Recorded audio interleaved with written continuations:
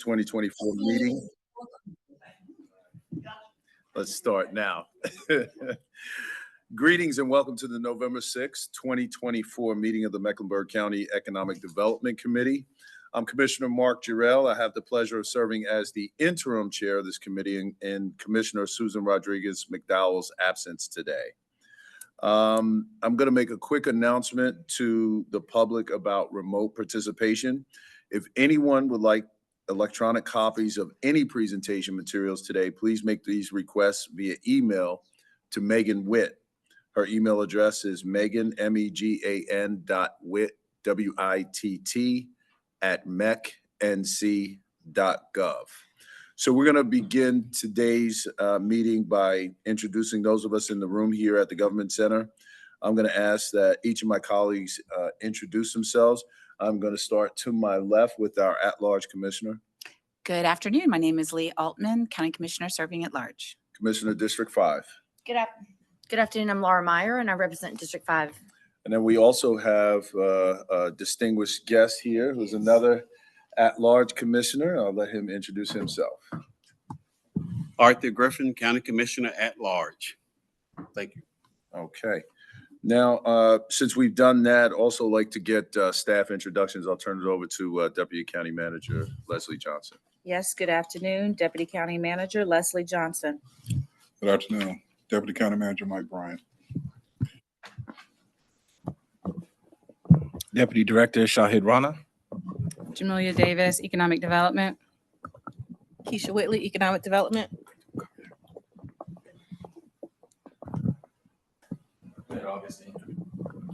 Agustin Velasquez, Economic Development Office. Fred Etiemo, Office of Economic Development. Barry Turner, Office of Economic Development. Aviance McKenzie, Office of Economic Development. Monica Greer, Office of Economic Development. Jackson Irfani, Office of Economic Development. Janelle Rosales, Office of Economic Development. Clay Andrews, Office of Economic Development.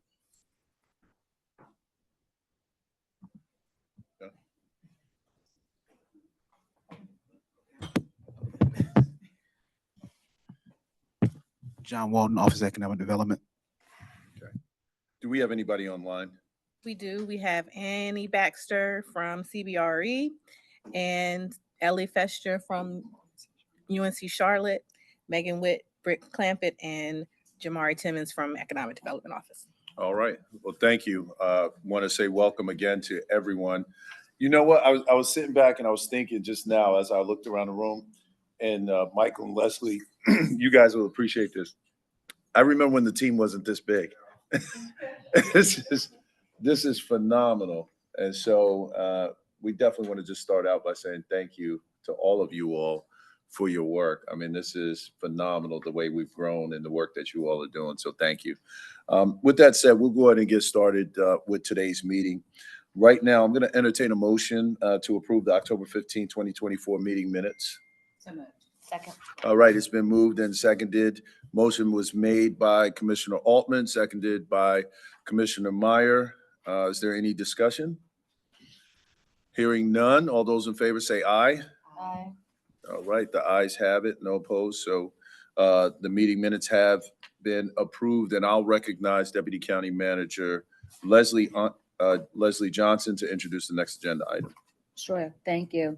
So today what we're going to do is provide to you some high-level overview with regards to our business diversity inclusion reporting that was for the last fiscal year. Many of you should have included this with the county manager's year-end reporting, but we figured we'd also provide some time for if you have questions with the data saying and the like, we could elevate that for you in this opportunity, in this environment. So with that as the backdrop, Jamelia Davis will be giving us the highlights with regards to that, and then we'll, of course, open it up for questions. All right. So good afternoon. I will get started. I will be reading from my notes. I want to make sure I do not miss anything as we go through the data that we have here today. So first, I would like to thank the Board of County Commissioners for continuing to have reducing racial disparities as a top priority, along with the other county priorities as it impacts the community. The investment of funding, resources, time, and support is invaluable and continues to help us work in this space that can sometimes be challenging.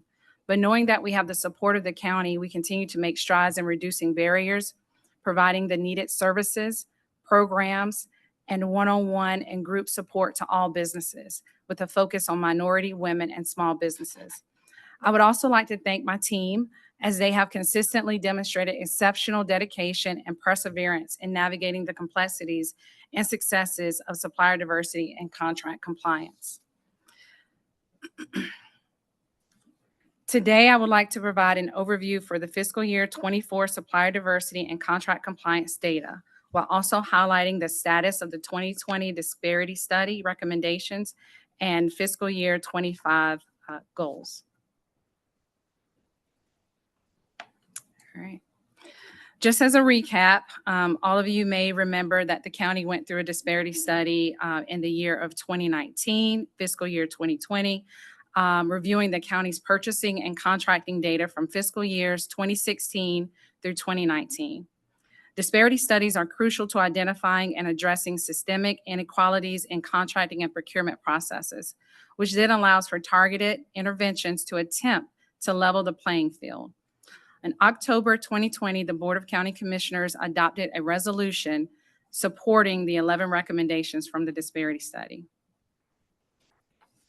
I will now navigate those 11 recommendations. I'll try to be brief in those status updates.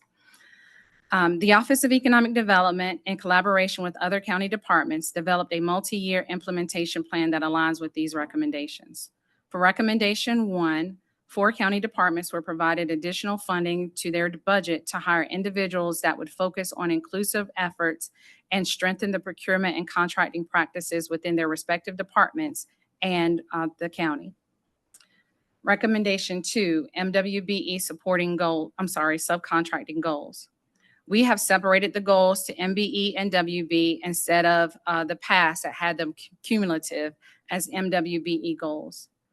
Also under recommendation 2, we have updated our preset MBE and WBE goals for services, goods, and architect and engineering, as well as some construction. These are now referenced under our achievement and special project goal types. For recommendations 3 and 6, which are robust good faith efforts and contract by contract subcontracting, for construction opportunities 300,000 and above, we review the allocated costs with the scopes of work and calculate an MBE and WBE goal specific to that project. Hence, we call it contract by contract. As we built this out, we also enhanced our good faith efforts information. We have updated this information in our provisions guide, as well as updated sample forms on the website to assist business owners with understanding the BDI components of contracting, what is needed to complete the respective bid proposals, and the contract compliance forms. For recommendation 4, which is Small Business Reserve Program, we are currently in conversations with the county's intergovernmental affairs manager to have this item placed on the agenda for the consideration of the North Carolina General Assembly after review from BOCC. This is currently in the development phase. The purpose is to have Mecklenburg County include projects for certain dollar thresholds to be made available for bid and award only to small business enterprises under this race and gender neutral program method. For recommendation 5, which is increased vendor rotation. Vendor rotation is a departmental effort to rotate businesses for competitive pricing and providing more opportunities to firms that can do the work. For recommendations 7 and 8, strengthening forecasting and supportive services, these are ongoing efforts that we do on a daily basis. We share contract opportunities through our online tool and through other mediums like social media, events, and emails, as we also provide supportive services through our one-on-one counseling and coaching services, programs, events, and collaborations with partners throughout the county and state. For recommendation 9, which is prompt pay ordinance, this is more of an enforcement of the North Carolina General Statute to ensure that subcontractors are paid in a timely manner per general statute. We are actively doing this, but seeking automated tools and systems to assist in efficiently carrying out this recommendation. For recommendation 10, prompt pay ordinance, we encourage, encourage joint ventures. We encourage joint ventures on eligible contract opportunities greater than or equal to $5 million. We plan to kick this off in fiscal year 26. For recommendation 11, data maintenance reform. This is in the developing stage as this is a joint responsibility of economic development and the finance department. We are currently working with IT and others to assist with potential solutions and automated enhancements.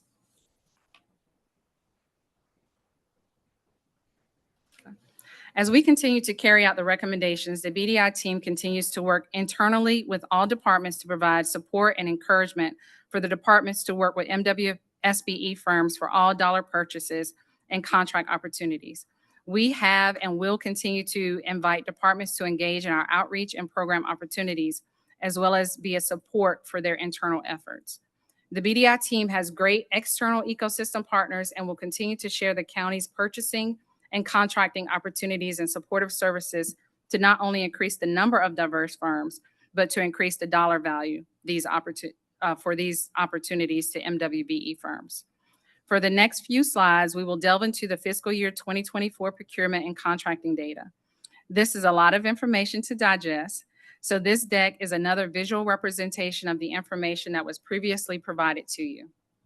We have provided both the slides as well as the document here that says data report August 1st, 2024 on it to help you navigate that information. Please refer to the glossary as needed, but just for quick reference, prime contractors are firms that have a contract directly with the county, and subcontractors, subconsultants, and suppliers have a contract with the prime to help perform the work and or to supply materials or goods. Also, MBE, which will be referenced to the information, is referencing firms that are 51% owned and controlled by a male or female from a minority group, Black/African American, Asian American, American Indian/Native American, Hispanic American, and WBE is 51% owned and controlled by a non-minority female. Also in that document, you'll see an appendix section that includes all of the raw data.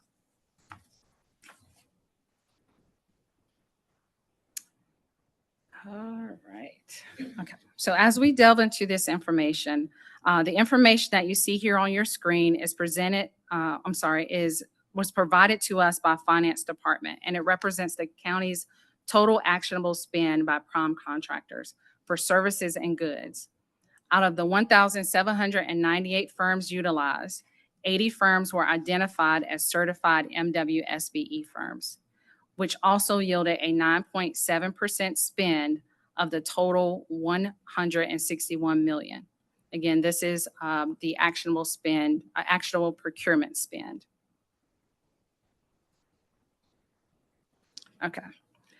So this chart has a lot of information here, so I'm going to hopefully help you all navigate through it. This information is the total expenditures paid to date, which is inclusive of construction projects that are greater than or equal to $500,000, architect and engineering projects greater than or equal to $50,000, and services and goods greater than or equal to $100,000. So that's important as we navigate this information that that is where these numbers come from. The total minority and women business enterprise spend paid to date is $23 million, which is inclusive of 86 firms, which is 31% of the overall total spend of $74 million, which includes non-certified firms. Of the overall MWBE spend paid to date, $11.72 million went to prime contractors and $11.71 million went to subcontractors. It is noted that the WBEs, which are non-minority women, are utilized more with the 35 firms with a higher overall spend paid to date of the $17.43 million. Over there, and this is over their MWBE male and female counterparts, which again is inclusive of Asian, American Indian, Hispanic, and Black businesses. Rogers Builders, just to make a note, Rogers Builders has been paid $7.45 million, almost half of the overall WBE spend paid to date.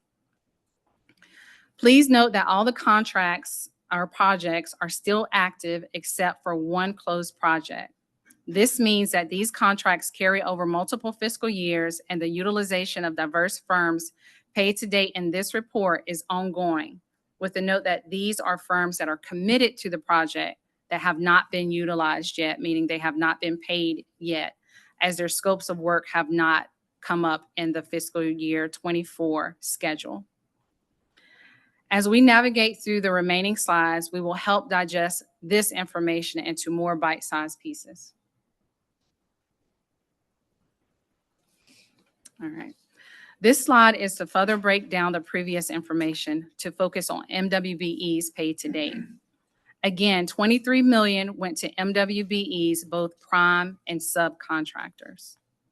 11.72 million went to MWBE primes, with 6.27% going to MBE Black firms and 93.73% going to WBEs, non-minority women. For subcontractors, the breakdown of 11.71 million is 44.9% went to MBEs and 55.1% went to WBEs.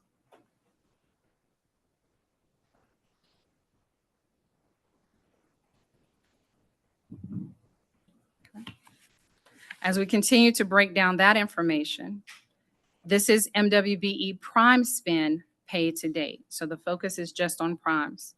We have 6 WBE firms, which makes up 94%, and 2 MBE Black firms, which makes up 6% of the total prime spend paid to date.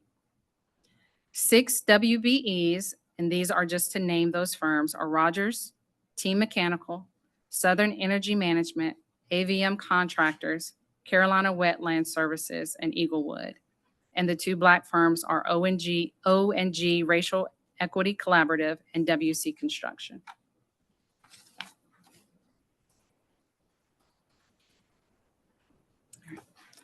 For the subcontractor spend paid to date, we have 30 WBE firms, which makes up 55%, and 49 MBE firms that make up 45% of the total subcontractor spend paid to date.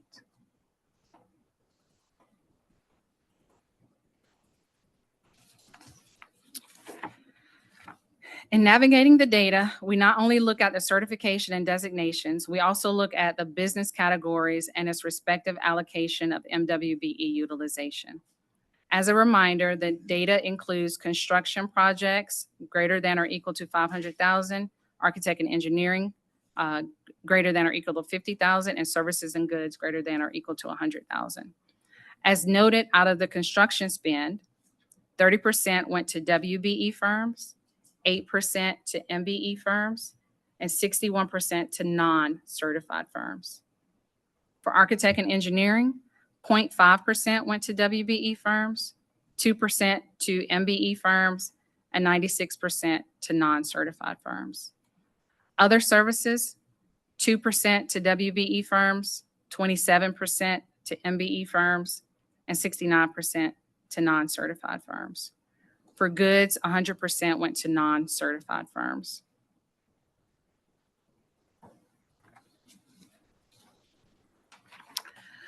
This slide references the overall top 5 firms paid to date.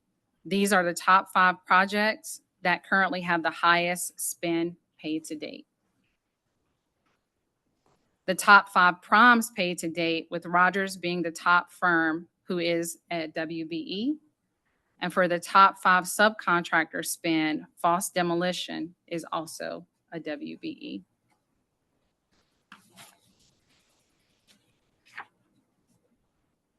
This is the overall top 5 MWBE spend paid to date.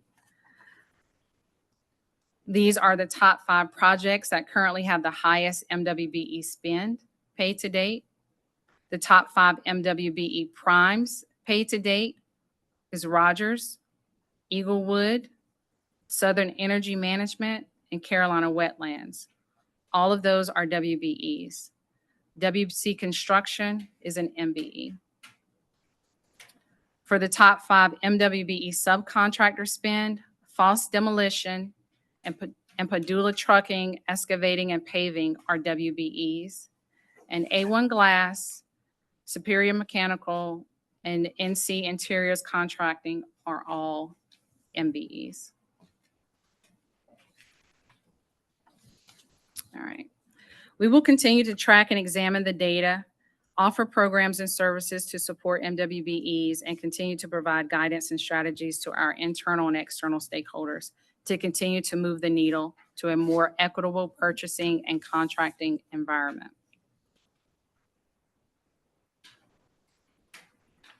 All right. So these are our goals for fiscal year 2025. As we have begun to do, we will produce a quarterly data report starting this month in November, February, and May, and then August of each year, we'll produce the annual report. For phase 2, we will focus on services and goods, and we will continue to work on the disparity study recommendations.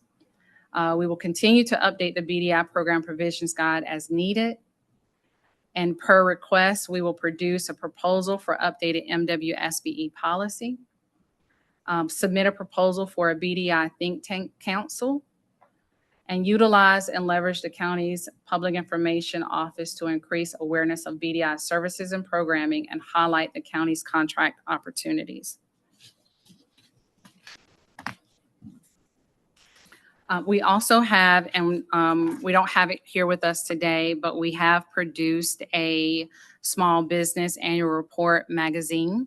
And so we've worked closely with the BDI team, Fred, Mark, and Janelli, in putting that together to share all of the work that we've done in fiscal year 24. And so we plan to present that to you hopefully next week in a published document style. I know that was a lot of information. A lot of information is on the document, but I did want to just provide an overview of the information.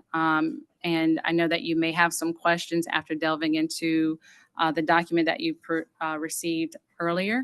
But thank you for allowing me the time today to present this information. And I'll turn it back over to Dr. Johnson if she has any words before we take questions.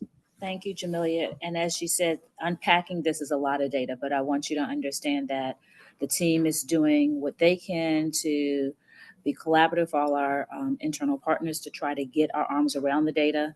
We're trying to find ways to enhance how we collect the data, because it's a lot of pieces to the data, particularly when you're dealing with subcontracting data. Trying to ensure that you have a method to get all of the subcontractors that are associated with the prime and their information and data, and having a mechanism that you're sure that you have confidence in what you're receiving and not just receiving it from the contractor and assuming that it's all good.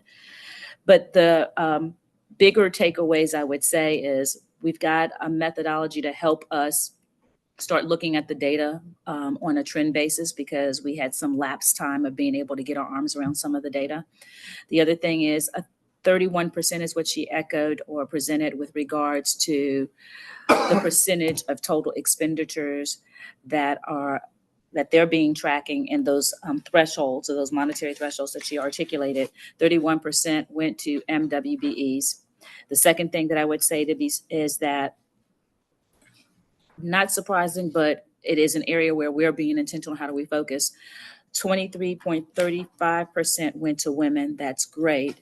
But we're also trying to figure out how do we also ensure that a greater percentage goes to minorities based on race, because that's where some of the other opportunities exist, not negating what we get from women, but also trying to be a little bit more robust there.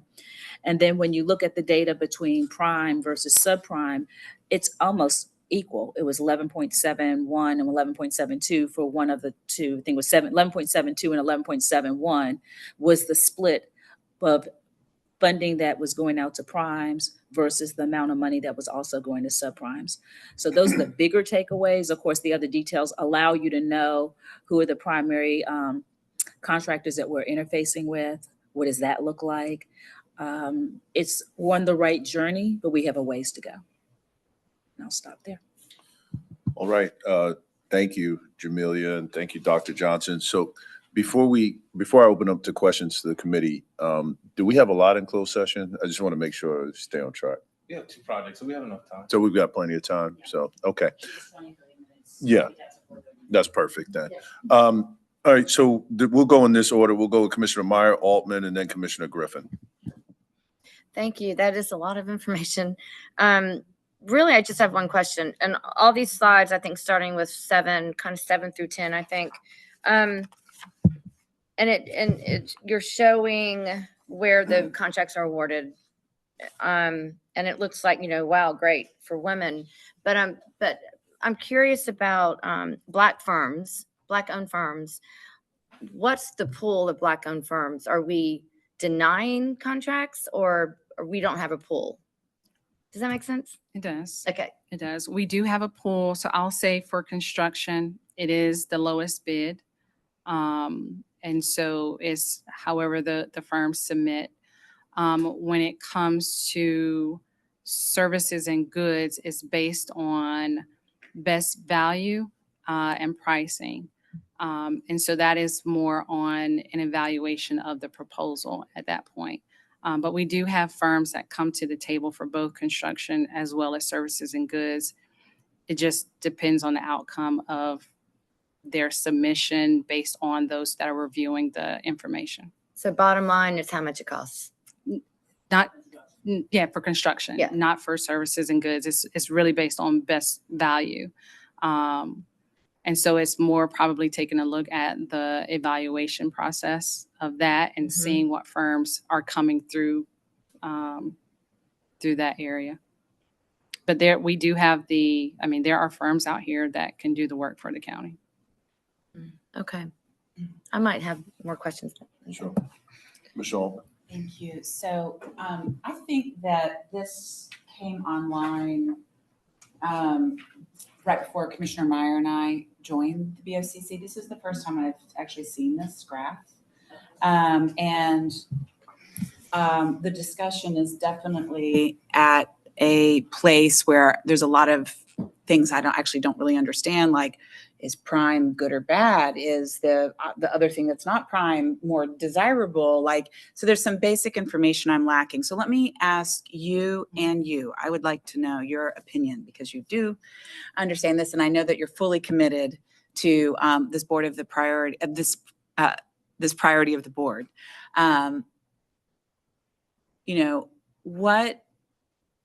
What are you frustrated with? What are you pleased with?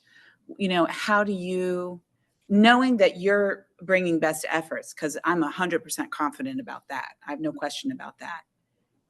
How do you describe where we are on this in this process? Do you feel I won't put words in your mouth. Yeah. So I'll start with your first question. So there is no good or bad with prime and subcontractor. Prime contractors are the firms that get the contracts directly with the county. So that can be any level of business. It just depends on the opportunity. Subcontractors have the contracts with the primes, or the subconsultants have the contracts with the primes. Our effort with subcontractors is we are looking to grow those subcontractors to eventually be prime contractors. And so sometimes the subcontractors will be on a project as a sub, and then if the opportunity presents itself, they may find a smaller dollar opportunity in our informal range, so maybe $30,000 to be a prime, or upwards of $100,000 to start their trajectory to being a larger dollar prime contractor. So I just wanted to answer that first. As far as frustrations, I think, and just speaking also with my counterparts across the state, I think there is a frustration on and we were just talking about this the other day. Sometimes when you talk diversity or minority and women businesses, there sometimes is an assumption of lowering the value of things. And so just being able to inform not only internally, but our external stakeholders, our prime contractors and others, that you are really enhancing the competitive nature of this landscape. You're enhancing the innovation and all those things. And so I would say that's probably maybe the number one issue is changing mindset. That is probably the number one issue, which then stems into other things.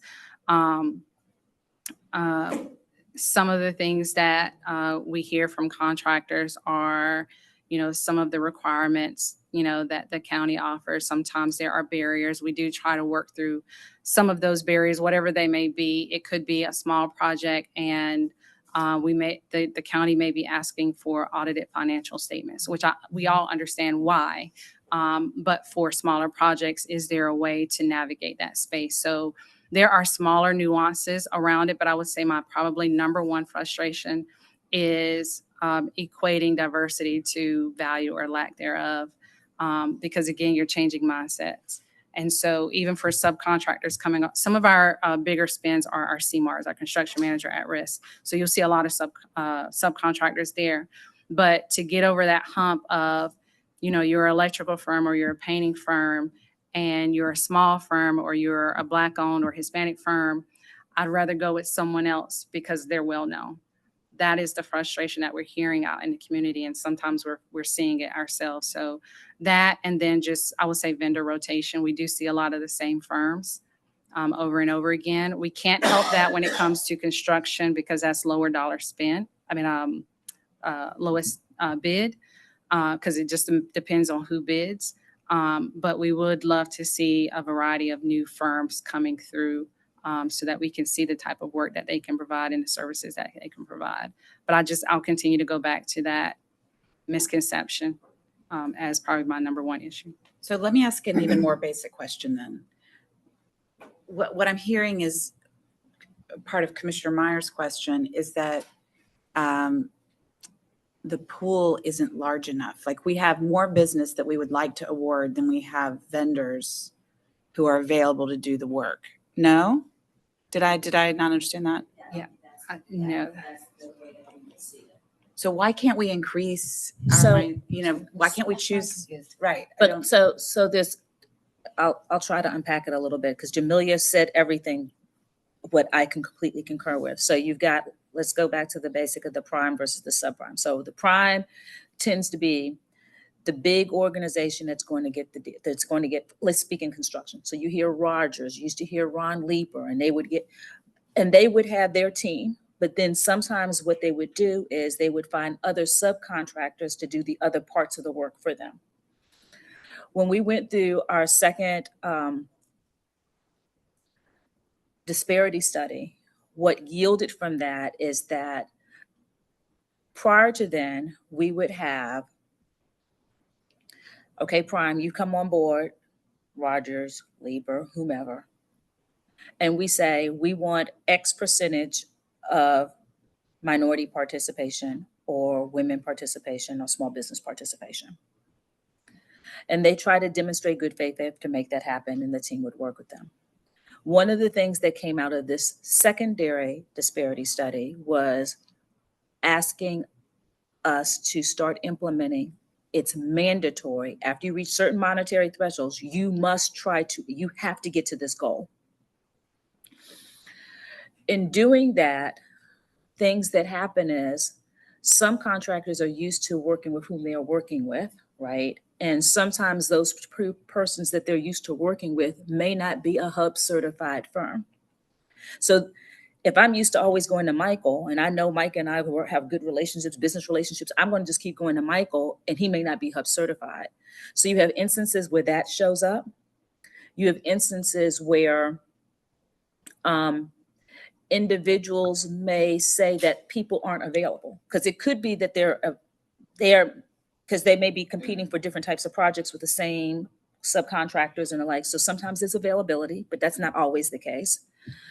The thing that Jamelia was also noting is that in many of the instances, when you are just talking about the prime for construction, it is the lowest bid. And so if Mike comes in with a project for $100,000 and I come in with a project with $90,000, I'm going to get it, unless there's something substantively wrong with either how I presented my proposal that makes it discounted. But that first lens is the lowest bid. So because our methodology says we take the lowest bid, if I happen to be a non-minority firm, I get naturally selected because it's the lowest bid. So that's how we sometimes miss people because of that. The other thing that also happens is, besides the lowest bid, is the other types of things that I previously started with, was just that perceptions of individuals.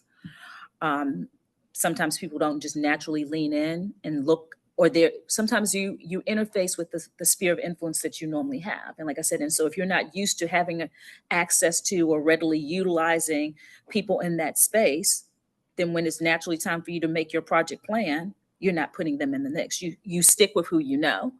And so they're having conversations with those individuals, say, okay, well, yeah, but did you also know that so-and-so is available, or so-and-so, or what about this? It looks like we see that there's database that says there are some minority firms in here. Have you contemplated subcontracting this instead of you doing it and doing this part of work with it?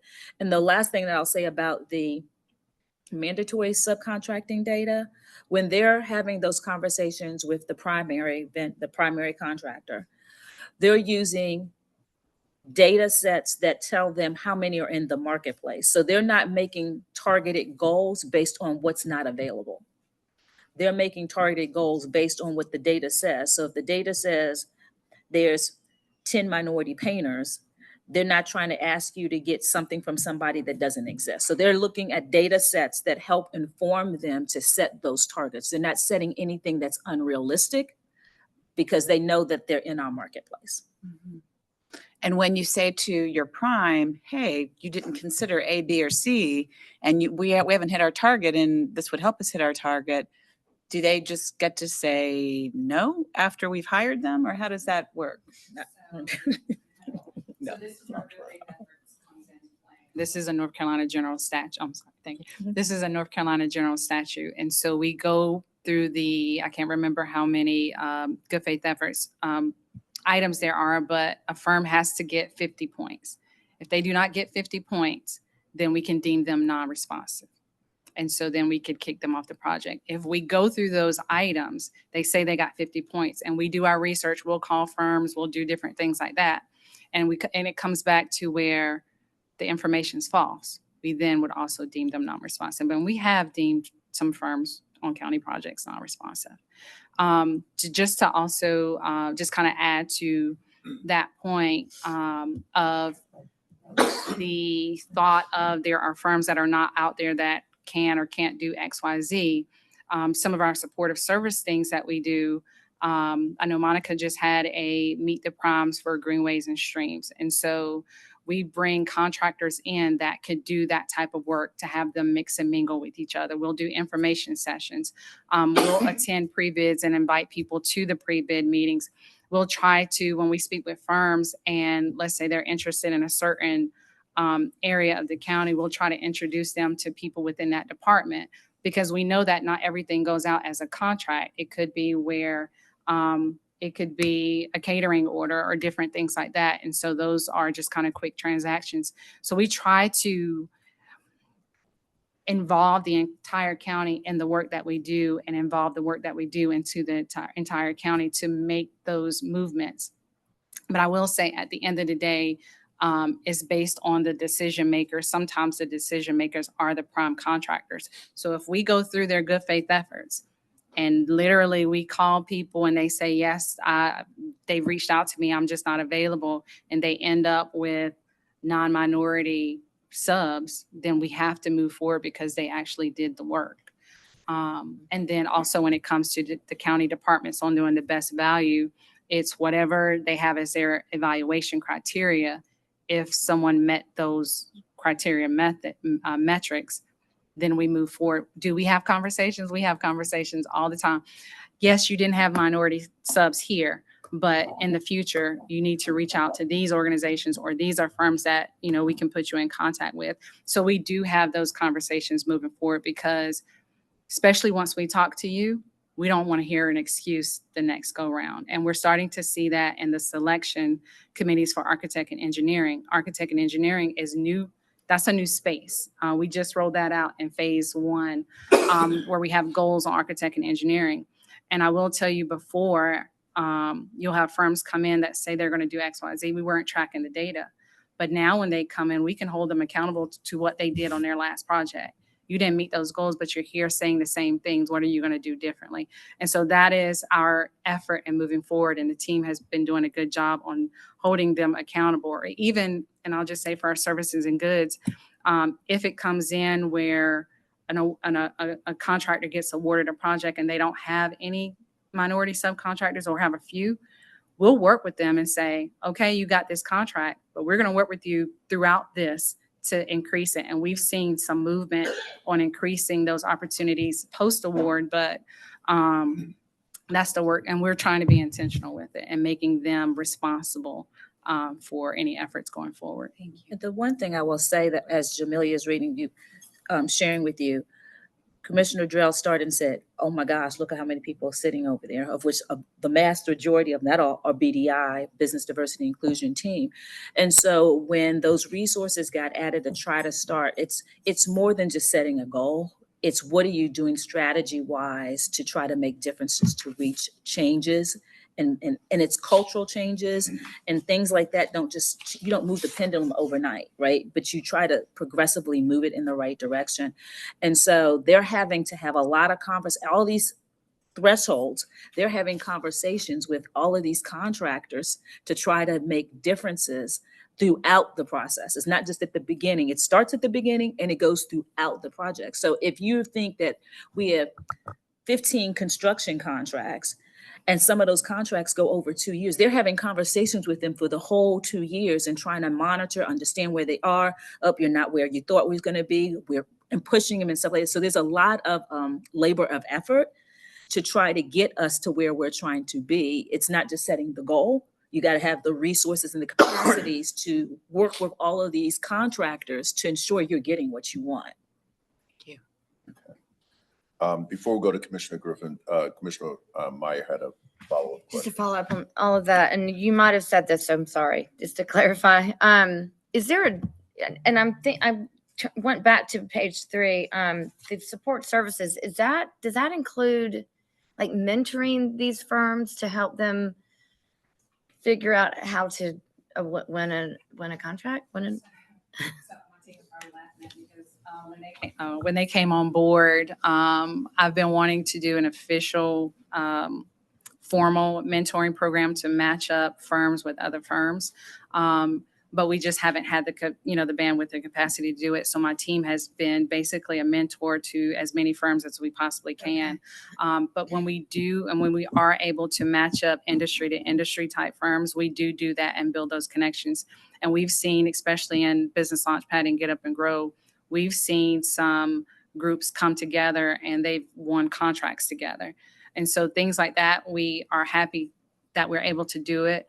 Eventually, if we are able to roll out a formal mentoring program, we'll be able to do that. But right now we're doing it informally. Okay, thank you. And I think some of the other components that I would say with regards to that too, is that you're very familiar with the various cohort programs, right? So they have these cohort programs that they're doing.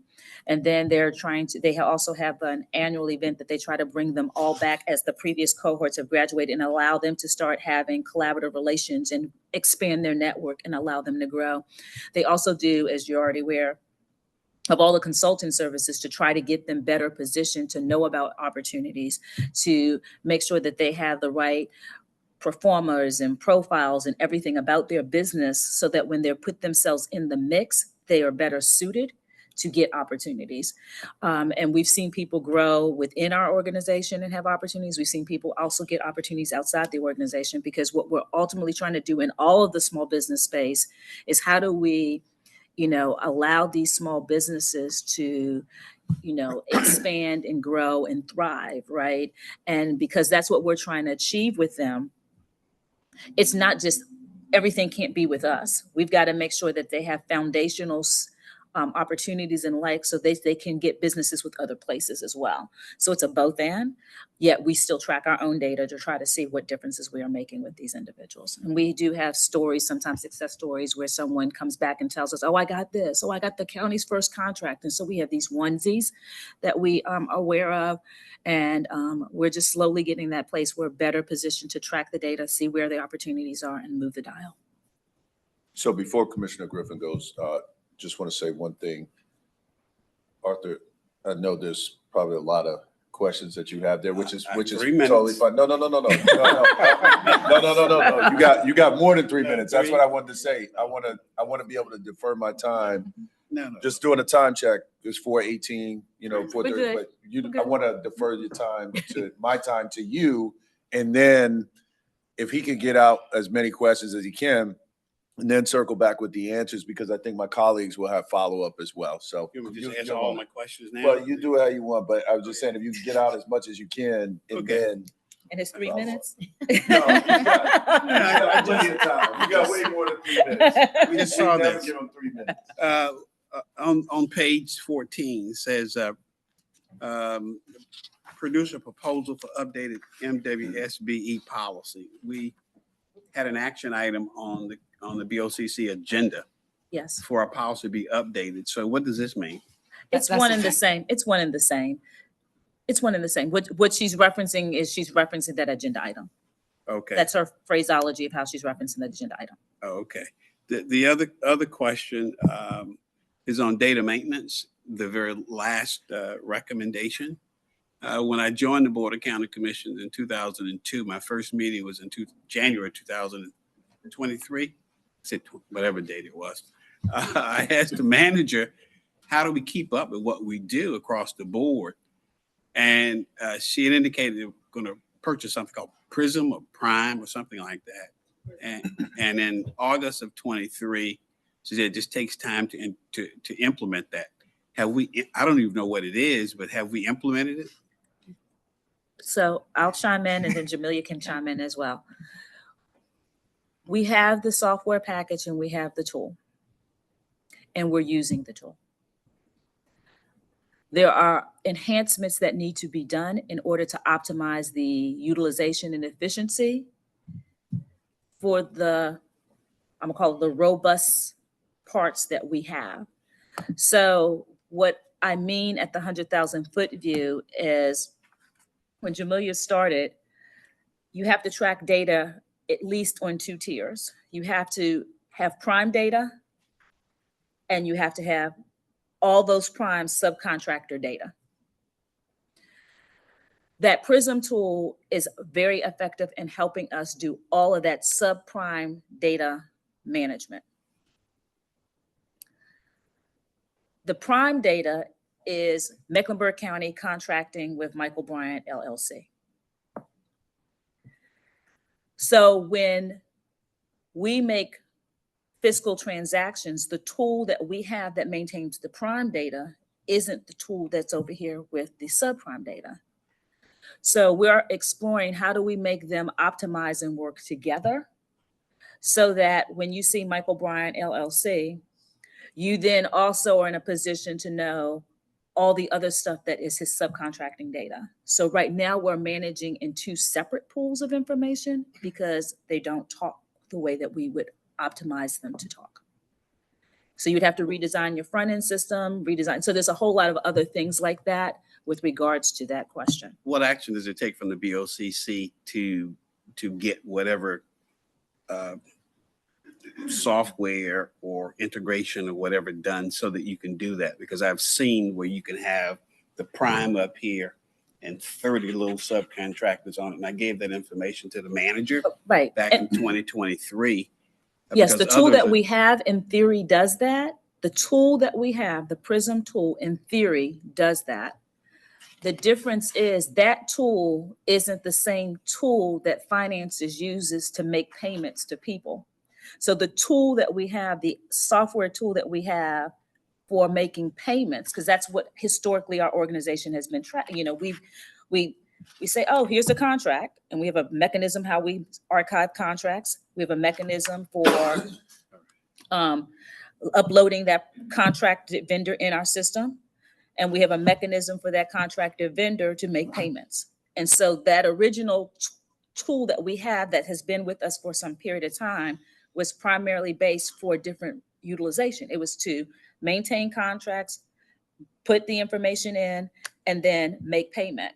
Now we're saying that we have this other layer, and so we've got to make the tool. So the question to what does the BOCC needs to do right now, we've had conversations and exploratory analysis with our IT department and a host of other things, and we hope to be in a better position soon to know what's the best path to optimize the efficiencies from multiple tentacles. All right, the other question, you said the actionable procurement spend. When I spoke to the manager back in 23, I was asking, because all of the spend isn't controlled by state statute, meaning bid. So how do we capture all of the spend? Is that in the same software package that you're referencing? I mean, all spend, not just the spend where you have to have a formal bid. So I don't think that's what that operational definition means for finance for actionable spend, but I'll let Jamelia speak to that. So this is not the operational definition for that, but to your question, all payments that go out to vendors that have an opportunity directly with the county, whether it's a contract or just a purchase, a P-card purchase, goes through the finance system. It's called CGI Advantage. So there is a tool that has that information, but it does not include subcontractor information. The P-card vendors will do what we ask them to do. Is that correct? P-card vendor? You know, in terms of the purchase card, they can capture whatever you ask them to capture, right? In most instances, they can. Okay. Yeah. So it sounds like we need to figure out how to get the software to talk to each other, because apparently finance seems to be. Well, like Leslie said, we've engaged IT to explore opportunities to build some type of bridge or interface between the CGI financial system and the PRISM system. So that's what we're looking at now to hopefully resolve the issues regarding the two systems not talking to one another. When you have the designations of AA, AI, HIB, what is none? That means they are not certified. Okay, would that suggest that they might be white males or not? It suggests that they're white males, or they could be of an ethnicity, but we wouldn't know it because they're not certified. That's the only way as of right now that BDI office is able to understand what their race and gender is through the certification. When I went this exercise, Lee, with the state, they had 97% of the folk who weren't certified were white males. Yeah. So I would assume a large portion of these none is white males. That's a good assumption, yes. And yeah, that's what the state told me too, eventually. So when you add up these dollars, the white firms get about 92 cents on the dollar to these other. So that's the policy piece and goal, folk, that I'm trying to solve to. That I'm trying to solve to is if 92 cents goes to white businesses and only 8 cents divided by everybody else, we need to do something a little bit different. And if in your annual reporting that you can probably say, here are the areas of challenge, maybe we collectively can think through areas of challenge, because this is consistent with most of government. It's just pennies go to Hispanic firms and Black firms, and the overall majority go to white firms, male and female. But the piece like services, so what are you going to do about, I'll give you some practical examples. You met me in the hall about PIO having a white historian to do L.C. Coleman Park. There are Black historians in Mecklenburg County. But when I called Danny Deal, he said, well, we only know of a white one, which is Tom Henchel. So as you start unpacking things other than construction, the services and goods, how are you going to capture that? Because it seems like the history has been trying to just capture construction. So I will say what we've previously done and what we will continue to do is we've met with, if not every department, all departments to talk about ways that we can assist them on even the non-contract spend. So the spend that's under 30,000 and all of that. So we've communicated with every department to state that we're here to assist. So if you don't know of a firm, reach out to us and we could be that arm to help or provide the resources for you to search on your own. So we're trying to be very involved, not only in the external community and the landscape, but we're trying to be as intentional with the internal stakeholders. Colleagues and Dr. Johnson, that's what I'm trying to, we need to be intentional with the policy. So this has not left up to this young lady to try to negotiate with different departments about participating in collecting data. Because it sounds like we're negotiating with departments, Dr. Johnson. Is that correct? Or I'm getting the wrong message? I think what I would say is it's an organizational culture thing, right? If you're used to people, there's the organization, not just at executive leadership, but within out the departments are very supportive of business diversity and inclusion and diversity and inclusion, all of those types of things. They understand that's a priority for this organization. When it starts happening tactically, sometimes I've got an event, I'm going to do a caterer.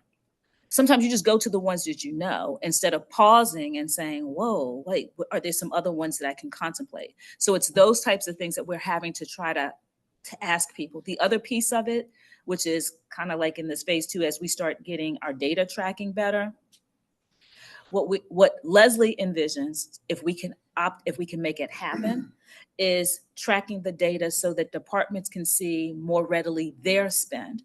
So then they know upfront, I've spent $100, and out of my $100 this year or this quarter, I've only gone X amount of dollars to a MWSBE or whatever. So they can be held more accountable as a way of pushing through and allow them to see on a metrics mode how they're doing, right? Because again, if you realize I just went to cater, I mean, like the clerk's office does a phenomenal job. They try to ensure that they have diversity. It's not always an M and W, but they always are trying to get a diversity of whatever. And if there's some way that we looked at how much they spent on theirs would probably be very well, right? So we need to cultivate that throughout the organization so people are bringing that awareness to them and not just going to their natural default, Michael Bryan LLC. Colleagues, Dr. Johnson answered the question. If we had the data, we could encourage better. May I ask a question about them? We need to get the data. Absolutely. So, I mean, yes, to change something, you have to begin by measuring it. And if it's not being measured in-house, but to Commissioner Griffin's point, like, is there no internal organization, like you should not be having to push any of our departments. You shouldn't be having to break this down. You shouldn't be having to cajole and explain. If that's your experience, then I completely agree that there needs to be a clearer message from the full board so that you never have to have that sort of step one conversation. You should be able to leap right to how's it going, where are the impediments, not here, you need to be doing this. So do you feel that you're having a, hey, you need to be doing this conversation with other departments? I think it's very collaborative with the departments. I think there's improvements across the county, as Dr. Johnson mentioned. I think there's improvements that we need to have across the county. I don't know if I know the answer right now, but I will say there are improvements that are needed to happen. But I will say that there are some departments, and Dr. Johnson mentioned the clerk's office. We work with the clerk office and they do a phenomenal job. There's a number of other departments that do it. So I don't want to lump everybody into that. But I do think that, holistically, the county as a whole, we went through a disparity study. We know what those results are. So I think the county as a whole, we can learn some lessons and get the information that you're speaking of. So thank you for that. Just real quick, I've got a couple quick comments, and I won't make them questions, or you could just follow up on the with an email response. But two things. One, I really believe that this is an example of when we talk about systemic barriers, right? This is systems, right? It's a systemic barrier, and the system has been set up to produce the outcomes that it's producing.